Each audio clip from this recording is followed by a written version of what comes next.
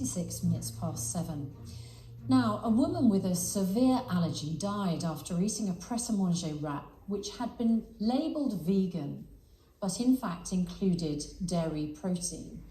Mum of 5, Celia Marsh, suffered a fatal allergic reaction in 2017 after eating the flatbread. Pret-a-manger was charged with food safety failures in the wake of Mrs. Marsh's death, but the prosecution was later dropped due to lack of evidence. The company said it would fully cooperate with an inquest, which is expected to last 2 to 3 weeks. And clearly, there is still a lot of concern around food labelling. This is despite Natasha's Law, a remarkable change in food labelling, which was brought in after Tanya and Nadim, Ednan-Laperouse's 15-year-old daughter Natasha, tragically died from an allergic reaction after she ate a pret-a-manger baguette. It contained sesame, which she didn't realise. Prince Charles has now partnered with them to try and help tackle the allergy epidemic. We're going to speak with them in just a moment, but first, let's hear from Michelle Morris.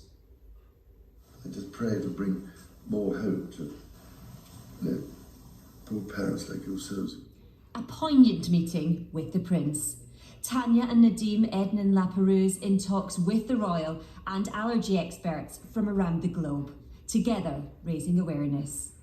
Their daughter Natasha was just 15 when she boarded a flight to France, but shortly after this video was taken, her life was cut short. She had a severe allergic reaction to sesame seeds in a baguette bought from Pret-a-Manger.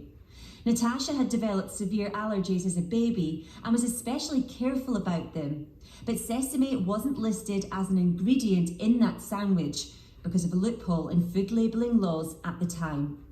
After her death, Natasha's parents and brother Alex campaigned for changes. Natashas Law was established, meaning food businesses now have to include a full list of all ingredients on prepared and packaged foods. What do you think your sister would have made of today, the law coming in her name? I think she would be really proud.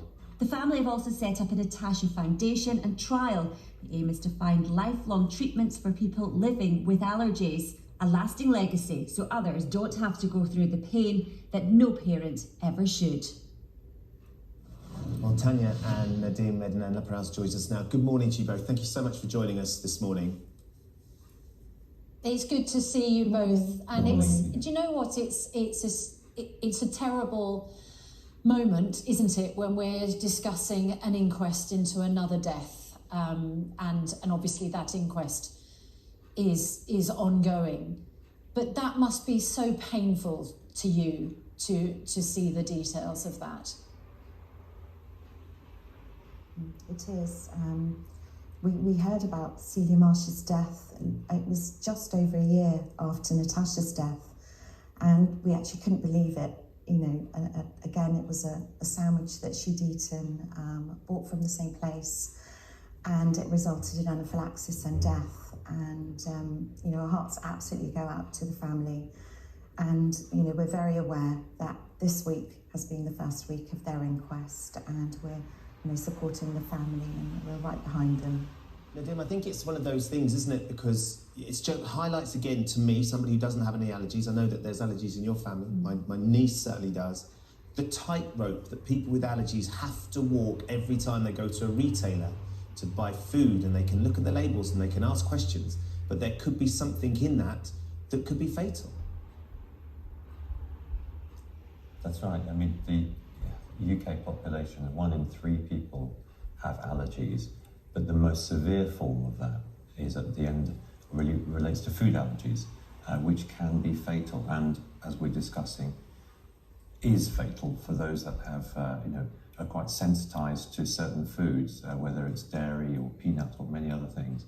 And for families, just like our family when Natasha was alive, it was always very difficult to manage our lives around food. Especially when you're out and about. And many people who don't have allergies don't truly appreciate just how difficult that is. And people who have allergies cannot remain locked up in their home. They have to interact with society and move around, just like all of us do. But living with food allergies is particularly difficult because food plays such a central part to all of our lives. Tanya, I just want to pay tribute to both of you for the in the depths of your pain and loss, you managed to do something so remarkable for everybody else in the same situation, which is to introduce Natashas Law, so that foods have to list, retailers have to list all the ingredients, not just the main ingredients, all the ingredients on the products. Because I think a lot of people think, well, if you've got an allergy, just don't buy food. Have food, make food at home, make yourself a packed lunch. They do not understand that is entirely impractical. All of us living with food allergy have to at some point go into a shop and get a sandwich. And what you've done to make sure that people are clear about what they will be consuming so that they can protect their own life is absolutely remarkable. And I know that getting the support where you are of Prince Charles, you've described as a game changer. How significant is it what Prince Charles has done for you? Well, it's hugely significant. We heard that he was very interested in our work over 2 years ago, nearly 3 years ago, in fact. And we started having conversations, really excited to get the top scientists in allergy together. We know that science is the key, and that just seemed like such a great idea. And he was very interested in hosting it at Dumfries. But of course, the pandemic happened, and we didn't really know if it was going to actually happen again, if it would actually come through, and it has done.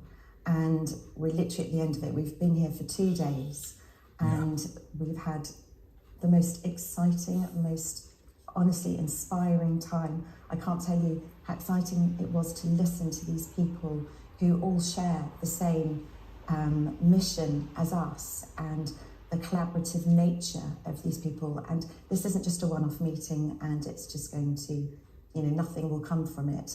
A lot will come from this. And it was really inspired by His Royal Highness. Nadim, I wonder if I could just ask you a very simple question, seeing as you've been with all the scientists. How soon because allergy, in the simplest terms, is your immune system overreacting to something that most people can consume with no problem whatsoever, but your body has decided is a poison.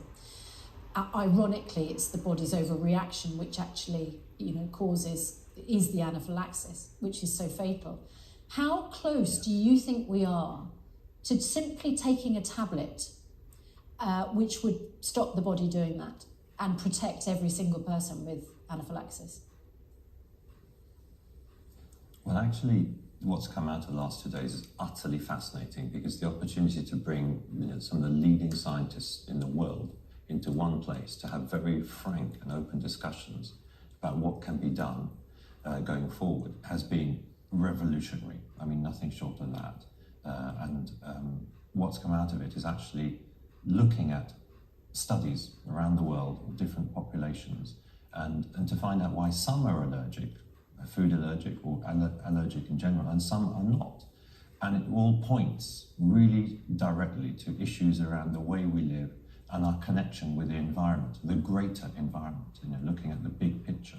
And it's very clear that the way society has moved and the way we live in etc. today is quite different than the way we used to live as families and etc.